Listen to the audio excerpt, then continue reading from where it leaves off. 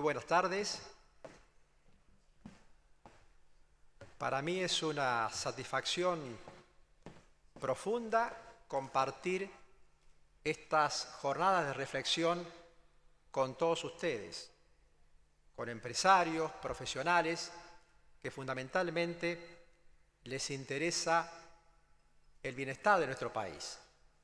Porque bien sabemos que no hay cambio con éxito si no hay estrategias. No hay estrategias si no hay estudios previos. No hay estudios previos si no hay reflexión. Y estas jornadas precisamente fomentan la reflexión, las mejores ideas que tienden a buscar las soluciones que el país necesita. Por eso agradezco mucho la deferencia de la Cámara de la Construcción de Córdoba de invitarme para compartir estas jornadas con ustedes. Es sabido que ni el Estado ni su entorno viven una vida aislada al margen de los cambios políticos, sociales, económicos y técnicos. Por el contrario, tanto el Estado como la sociedad viven la impronta de las fuerzas que determinan un momento histórico dado. Entre tantos problemas y tantas temáticas, yo voy a procurar abordar dos aspectos que me llaman la atención. Por un lado, la tendencia de los países en general de ir perdiendo una cuota de soberanía porque se van transfiriendo gran parte de sus potestades hacia órganos supranacionales que pueden estar en ámbitos o estatales o en ámbitos privados. En segundo lugar, a diferencia de lo anterior, quien se ha fortalecido en un sentido genérico es el Estado de Derecho, que se ha transformado en Estado constitucional y más adelante en Estado social y constitucional de derecho. En el primer punto, que voy a hacer una referencia muy breve, ¿por qué se han debilitado las soberanías nacionales y cuáles son las recomendaciones que podemos hacer por eso? Pero hay 4 aspectos fundamentales que han debilitado al Estado-Nación. Por una parte, esta tendencia a agruparse entre los países en procesos de integración intensa como la Comunidad Europea o más débiles como el mercado, el ALCA o el ámbito del Mercosur, en donde ¿qué es lo que produce? Un traslado de competencias a un órgano supranacional. En segundo lugar, este mundo globalizado a nivel comercial, a nivel financiero, a nivel tecnológico, entre otros aspectos, genera que muchas decisiones se toman fuera del país, pero que sin embargo repercuten directamente en el país con poca capacidad los estados individualmente de controlar ese tipo de decisiones o cambiarlas. En tercer lugar, el advenimiento de los tratados internacionales, muchos excelentes que tutelan los derechos humanos, pero que obligan a los estados a adecuar la normativa interna y a seguir las pautas de los tratados internacionales. En cuarto lugar, porque hay una serie de problemas que tiene el mundo que no surgen esencialmente de un país individualmente, sino que se generan globalmente, como el terrorismo, como el problema del narcotráfico, ciertos tipos de inseguridades, migraciones, cambios en el ambiente, lo cual son problemas globales, pero que repercuten fuertemente en el ámbito interno. Como dijo un pensador, Zygmunt Bauman, vivimos un tiempo donde los estados individualmente se han ido desprendiendo de su antiguo poder para condensarlos en un ámbito supranacional y en donde se produce una disociación entre la política entendida por quien es elegido por el pueblo y el poder de quien realmente ejerce el poder, donde muchas veces el poder no lo ejerce quien es elegido por el pueblo en el ámbito nacional, sino que se ejerce porque se toman medidas fuera del país.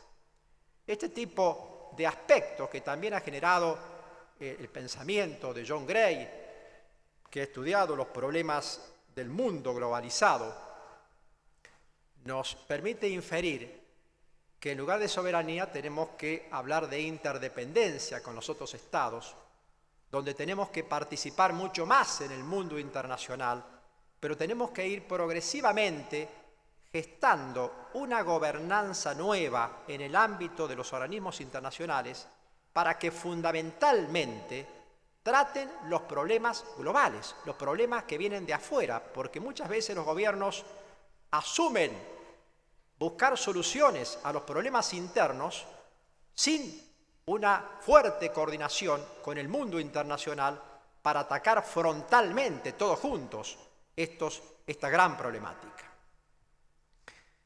La segunda temática del Estado de Derecho, que me voy a permitir explicitar un poco más detalladamente, nosotros bien sabemos que Estado de Derecho significa sujeción a la ley, pero cuando surge la concepción del mismo, con el advenimiento de las nacionalidades en Francia, Inglaterra, el surgimiento de la Revolución Francesa con la garantía de los derechos humanos, de los derechos del hombre, donde se gesta la división de poderes, en esos tiempos las constituciones, si bien regulaban el funcionamiento de los tres poderes del Estado, sin embargo, tenían un gran inconveniente, que muchos de sus derechos eran meras declamaciones. ¿Por qué? Porque se sujetaban a la ley. Es decir, que quien tenía el poder era en definitiva el legislador.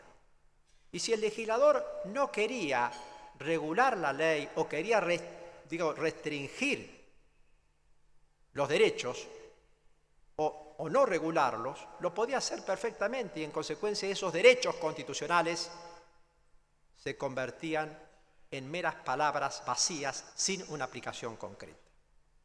Esto cambia rotundamente a partir de las constituciones que surgen en la posguerra, es decir, la Ley Fundamental de Bonn, la Constitución italiana del 48, la francesa del 58, la española del 78, también la cordobesa del 87, la argentina del 94, donde produce un rotundo cambio de paradigmas. ¿Qué se pretendía a través de esas constituciones? Algo muy importante: tratar de que las guerras mundiales no se repitan más, que no haya más fascismo, más nazismo, y entonces, consecuentemente, ¿qué protegen estas constituciones? En líneas generales, tres principios fundamentales. Por un lado, todo lo vinculado con la dignidad humana ya deja de ser declamativo para ser directamente operativo. Exista o no la ley, se aplica a la Constitución, especialmente con aquellas cuestiones no patrimoniales. En segundo lugar, las constituciones se impregnan de principios y valores que tutelan fuertemente la dignidad humana, los derechos humanos, entre otros aspectos. Y en tercer lugar, comienzan a surgir ya la palabra de la internacionalización de los derechos humanos, donde se comienza a crear ahí estos órganos internacionales como la OEA, la ONU, que buscaban afianzar la paz, la no violencia, el respeto por la condición humana.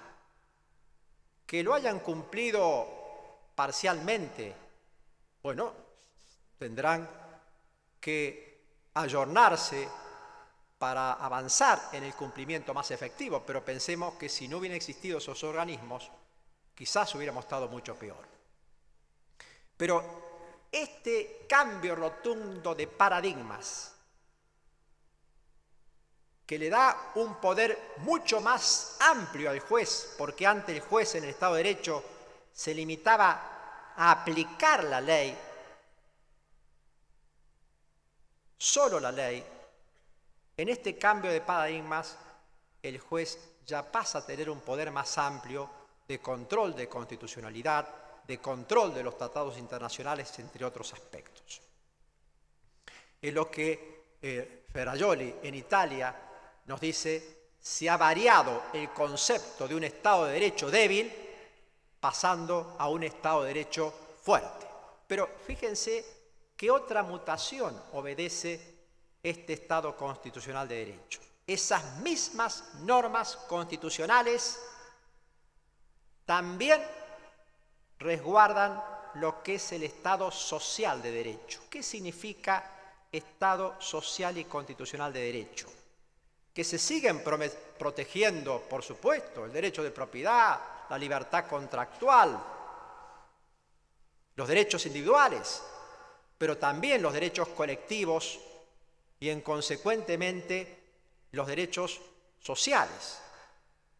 Los derechos sociales que surgen fundamentalmente del artículo 14 bis de la Constitución, las jornadas limitadas de labor, los derechos de la seguridad social, entre otros. Pero este Estado social de derecho implica que el Estado comienza a adoptar actitudes más positivas de buscar la igualdad real por sobre la igualdad formal, es decir, destrabar los obstáculos que impiden llegar a una igualdad real. En ese sentido, se resguardan entonces los derechos de primera, segunda, tercera y cuarta generación. Los de primera generación, todos sabemos que son los derechos civiles y políticos. Derecho de tener una propiedad, de tener una profesión, de circular, entre otros. Los derechos sociales, los que acabo de mencionar, en las cuales hay una obligación más positiva, un activismo más por parte del Estado, implementar políticas de Estado que tiendan a la realización de la vivienda única, entre otros aspectos. Los derechos de tercera generación se vinculan fuertemente con la solidaridad, con la protección del medio ambiente, con la tutela de los derechos de los consumidores. Los derechos de cuarta generación es algo incipiente, pero está vinculado con el acceso a las modernas tecnologías de carácter informático, el respeto de la libertad de expresión en las redes sociales. Es decir, este es el modelo del Estado social y democrático de derecho que no solamente ha implementado nuestro país a nivel constitucional, sino las más modernas constituciones del mundo. Pero esto que está en la letra de la Constitución no es algo que ya esté realizado, sino que es un camino que progresivamente van asumiendo los estados, en donde la idea es que no haya un regresismo de esto. El Tribunal Constitucional alemán decía: hay que garantizar la inclusión social y el derecho a un mínimo existencial por parte de los habitantes. Y en esto recuerdo también al italiano Norberto Bobbio, cuando decía muchas veces que para realmente ejercer los derechos políticos con libertad, con participación, debemos antes garantizar la inclusión social a través de un mínimo de derechos que garanticen la existencia. Y decía: una persona culta es mucho más libre que una inculta. Una persona enferma es menos libre que una persona sana. Una persona que tiene un empleo es más libre que una desempleada. Por eso Norberto Bobbio recomendaba precisamente avanzar en la inclusión social como política de Estado activa. Nosotros sabemos hoy que uno de los derechos humanos más sublimes que tiene la persona es el derecho al empleo. Me refiero más que todo al empleo privado. Y esto ya lo había dicho Juan XXIII en la encíclica Pacem in Terris. El derecho al empleo hace a la dignidad de la persona humana y de su familia. De allí entonces que, en mi criterio, una de las políticas de Estado, por no ser decir la política de Estado más importante es la creación de empleo genuino. Por eso el Estado tiene que proteger la industria local o extranjera que cree empleo genuino. Los industriales que apuestan, como ustedes, a la construcción, entre otros aspectos, en donde eso implica creación de riqueza, pero también creación de empleo. En definitiva, como les digo, la realización del Estado Social de Derecho sigue siendo una asignatura pendiente y no es solo una función de los gobiernos, también es un problema de los empresarios, de los comerciantes, de cualquier miembro de la colectividad, de buscar por diversos medios de que el Estado Social y Democrático de Derecho sea una realidad. Pero en un sentido jurídico más estricto, el Estado social y constitucional de derecho significa el respeto a la división de poderes, la sujeción de los tres poderes del Estado al orden jurídico, el respeto a la ley como expresión de la soberanía popular. Y en ese marco, quien se encarga de garantizar los derechos y libertades del ciudadano es el Poder Judicial imparcial e independiente, que tiene por función resolver las controversias, garantizar los derechos y libertades del ciudadano, que tiene a su cargo el control de la legalidad, de la constitucionalidad y se ha ampliado a control de convencionalidad en función de los tratados internacionales. ¿Por qué? Porque la nueva Constitución del 94, en su artículo 75, inciso 22, al adherirse a las convenciones internacionales, indudablemente que le ha dado un mayor poder al juez, en donde en esto que se llama la pluralidad de fuentes, el juez tiene que buscar la solución más acorde con la justicia del caso concreto. Esto de que el juez estaba pegado solo a la ley ha sufrido la transformación y se lo ve en el nuevo Código Civil, en donde su artículo primero claramente dice que los casos sometidos a este código se regularán por la ley, por la Constitución y por los tratados de derechos humanos. Y el artículo 2 dice que la interpretación de la ley tendrá en cuenta las palabras, las finalidades, la analogía, las disposiciones de derechos humanos, lo vuelvo a repetir, los principios y valores, todo de acuerdo al ordenamiento.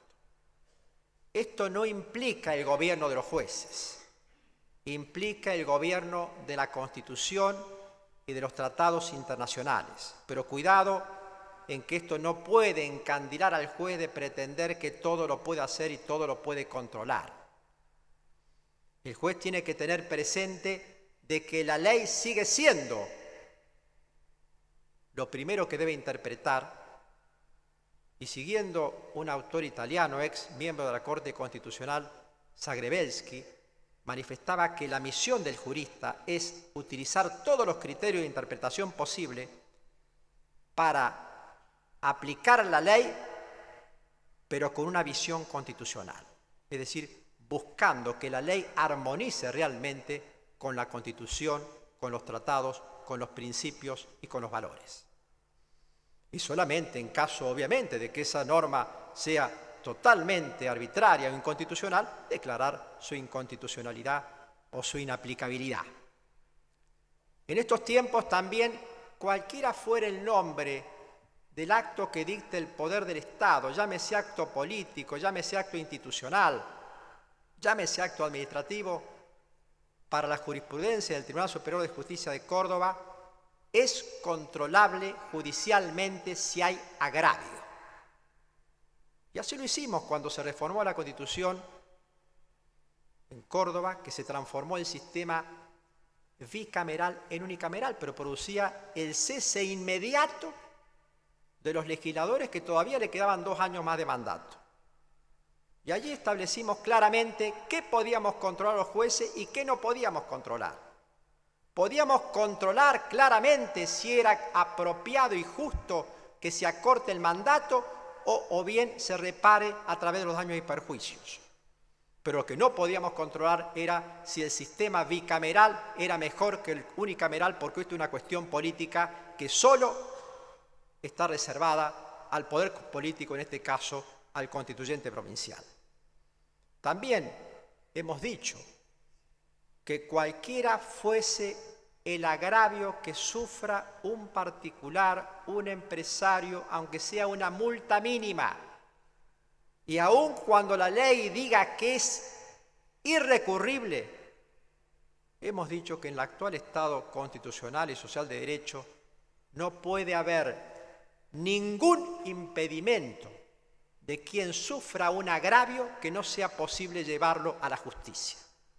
Recuerdo que se trataba los primeros casos de un abogado que había sido apercibido públicamente, donde la ley dice el apercibimiento público es irrecurrible.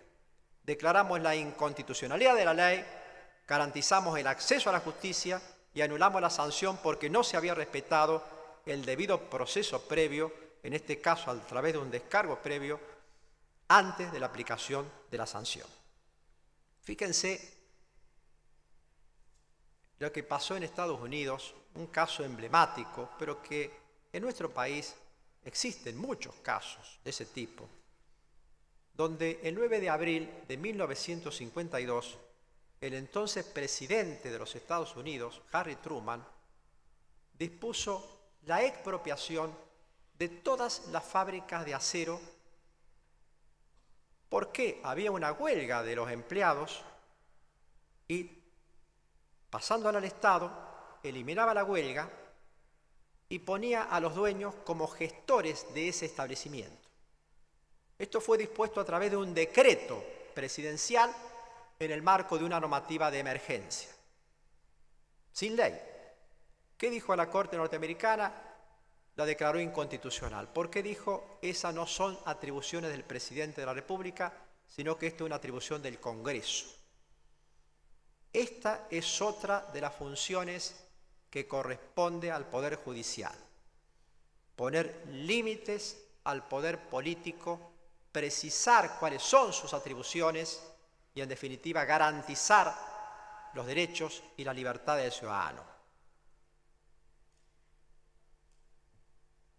En definitiva, fíjense que es cierto, han aumentado los derechos, han aumentado el poder que tiene el juez y, por lo tanto, ha aumentado la cantidad de pleitos que hay en los poderes judiciales. Y esto no es un fenómeno argentino, sino que es un fenómeno también global, aún de países desarrollados, en donde las cuestiones judiciales duran mucho más tiempo de lo que nos gustaría.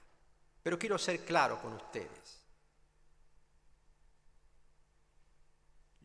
Hay tiempos de la justicia que necesariamente deben respetarse, porque esos tiempos tienen el objetivo de garantizar el derecho de defensa, porque lo que se pretende es que el juez no dicte una sentencia de acuerdo a su criterio personal de lo que es más justo, como en la época del pretor romano, sino que dicte una sentencia con arreglo al ordenamiento jurídico, pero en base a las pruebas, a lo alegado. Y muchas veces tiene la obligación de que antes de la sentencia se respete un procedimiento previo. Incluso el propio ordenamiento jurídico ha previsto la hipótesis de error judicial. Si no me gusta la sentencia, voy a la apelación, voy al Tribunal Superior y por supuesto que los tiempos se alargan. Solo tenemos que respetar la libertad de prensa porque es uno de los derechos más importantes que tiene la humanidad. Pero los tiempos de la prensa son distintos a los tiempos de la justicia, porque la prensa está vinculada con la inmediatez de la noticia, pero en cambio la justicia está obligada a respetar determinados pasos previos. No obstante eso, estamos trabajando en Córdoba y lo está haciendo muy bien el Ministerio de Justicia de la Nación al haber lanzado a través del Ministro de Justicia, Germán Garabano, un nuevo modelo de justicia 2020.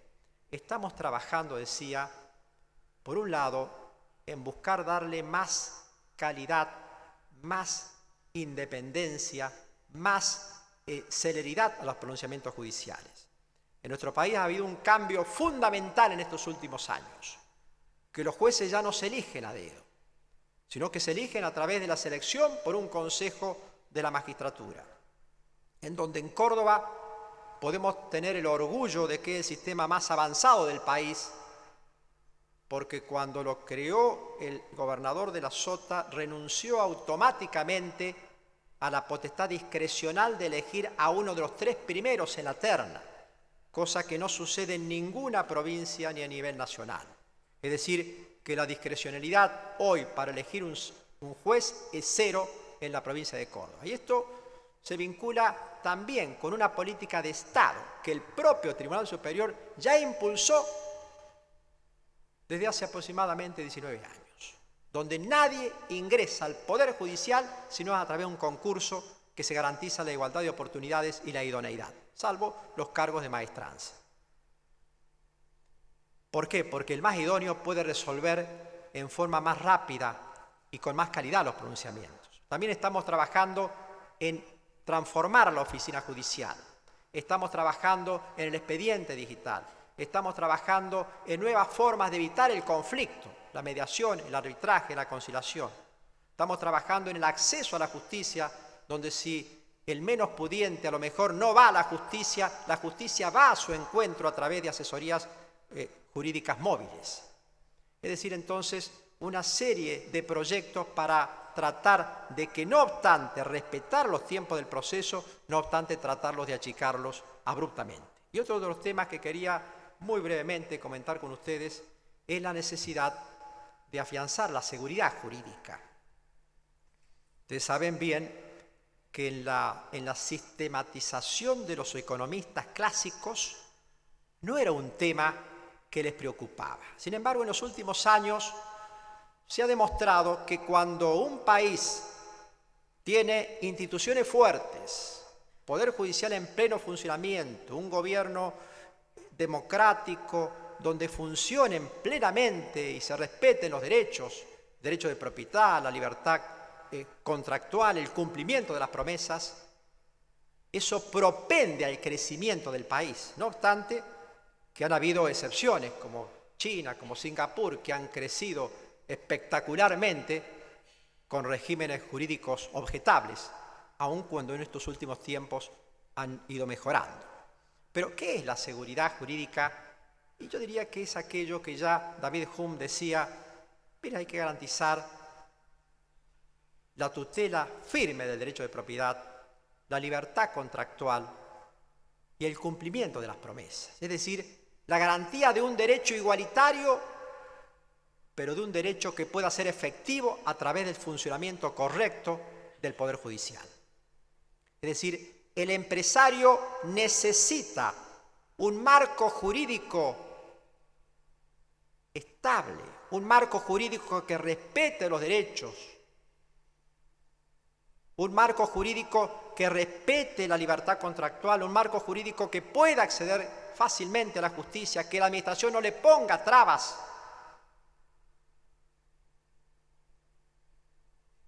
Y en el ordenamiento europeo, fíjense con qué claridad la jurisprudencia ha consagrado este principio, donde dice: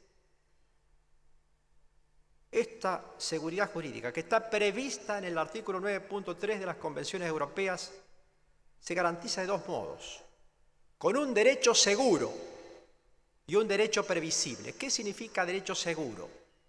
Que tenemos que tener normas claras, normas coherentes, normas que armonicen con el ordenamiento jurídico superior. En segundo lugar, ¿qué significa derecho previsible? Que puede haber cambios del ordenamiento jurídico, pero esos cambios tienen que ser suaves y que tienen que permitir que el ciudadano o el empresario se amolde fácilmente a esos cambios. Y si hay un cambio abrupto, un cambio antijurídico, ahí está el Poder Judicial, que tiene que abrir las puertas. Pongo un ejemplo muy gráfico, en la cual un empresario cordobés quería construir un hipermercado en la zona sur en donde hace todo el viacrucis para obtener la aprobación del proyecto a nivel del Ejecutivo Municipal, pero cuando pasa al Consejo Deliberante había una norma que decía que si al cabo de los 20 días ese proyecto no era rechazado, implicaba que era aprobado fictamente. Pasaron los 20 días, el proyecto se aprueba fictamente, pero resulta que comienzan a proyectar los vecinos, mal humor, el Consejo Deliberante modifica la norma y dice, elimino la aprobación ficta, tiene que ser una aprobación expresa. ¿Y qué pasó? Se le pretendió aplicar esa nueva norma a este empresario y volverlo de nuevo varios casilleros atrás para someterlo de nuevo a la aprobación del Consejo Deliberante. Esto se promovió una acción de inconstitucionalidad, por supuesto, todo lleva su tiempo. Pero en el Tribunal Superior dijimos rotundamente, el principio de seguridad jurídica se garantiza en Córdoba. Esa norma puede tener vigencia para el futuro, no hay ninguna duda, pero en este caso no, porque en este caso el empresario se sujetó a un bloque normativo determinado, obtuvo la aprobación en ese bloque normativo y esto afecta no solamente la seguridad jurídica, sino también la confianza legítima, la buena fe, entre otros aspectos.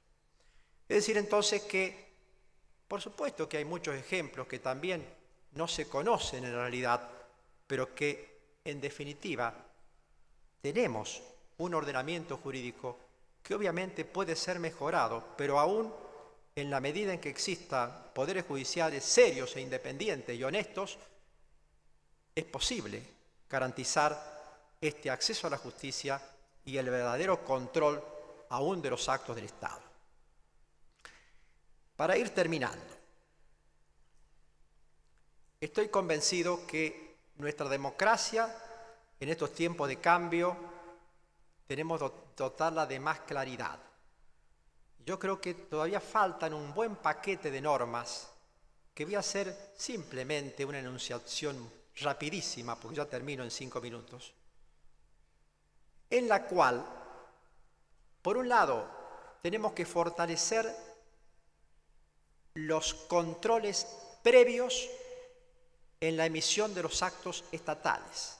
De nada me sirve el control posterior que pueda ser un organismo maravilloso como la Auditoría General de la Nación, una vez que el acto se concretó.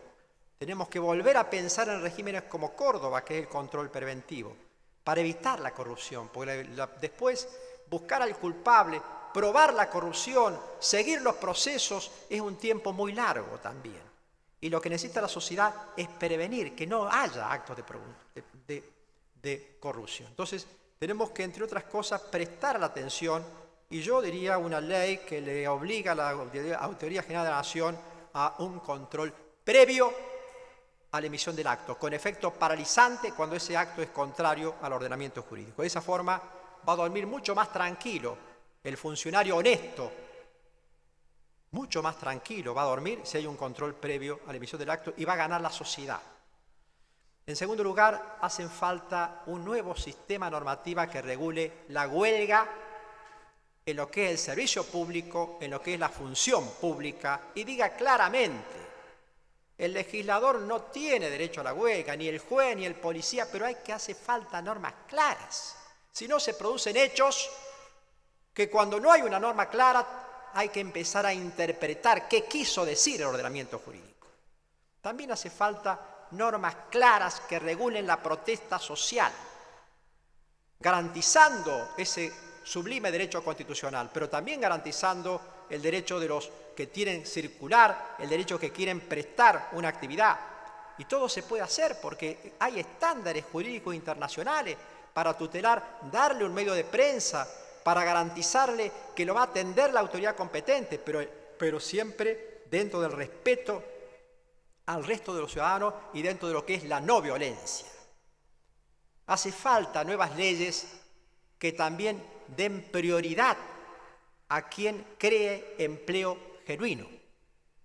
Hacen falta normas que, como sucede en Estados Unidos, sucede también en Italia y en otros países, antes de lanzar el proyecto de ley, antes de lanzar la reglamentación, se escuche a los diversos intereses en juego a través de un procedimiento reglado, donde esa norma va a ser mucho mejor porque va a estar enriquecida por haber escuchado cuáles son las opiniones sobre esa norma e incluso va a salir mucho más fundada, aun cuando salga en forma distinta a algunos sectores interesados. Por otro lado, hace falta que cuando se construya un edificio, esos trámites del ámbito administrativo sufran una profunda transformación y no como sucede ahora, que hizo todo el camino para aprobar el proyecto y resulta que le dicen no, faltan 2 requisitos más, los cumple, faltan otros 2 requisitos más. Entonces en esto hay que barajar y dar de nuevo con normas claras que digan los tiempos, que digan quiénes intervienen y en definitiva que se garantice una mayor celeridad porque está en tela de juicio no solamente el interés privado del empresario, sino el interés de la sociedad, porque eso está destinado a crear empleo y a producir riqueza.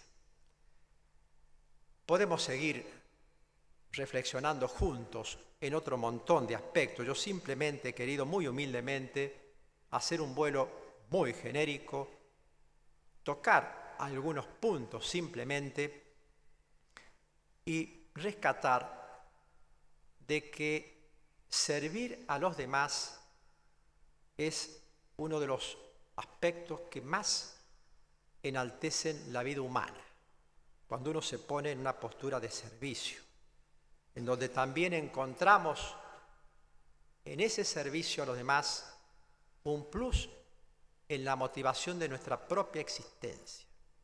Por eso quienes estamos ocupando una función pública, o ustedes en el ámbito privado, en el ámbito profesional, en el ámbito de asociaciones directivas, tenemos que seguir pensando en que nuestro trabajo también importa un servicio a la sociedad. Como decía el filósofo Tagore, expresaba, me dormí y resulta que soñé que la vida era alegría. Cuando desperté, advertí que no, que me había equivocado en el sueño, porque la vida era servicio. Pero resulta que serví y me di cuenta que el servicio era alegría. Por eso yo quiero que en este tiempo de cambios no perdamos el optimismo de visualizar y proyectar un país mejor. Y hagamos todas las propuestas que por humildes que sean, tiendan a la consecución de un orden nuevo. Sigamos pensando en contribuir, aunque sea mínimamente, al interés general, porque eso nos legitima fundamentalmente como seres humanos. Yo les agradezco el privilegio que me dan de compartir estas jornadas con ustedes y la paciencia en escucharme. Muchísimas gracias.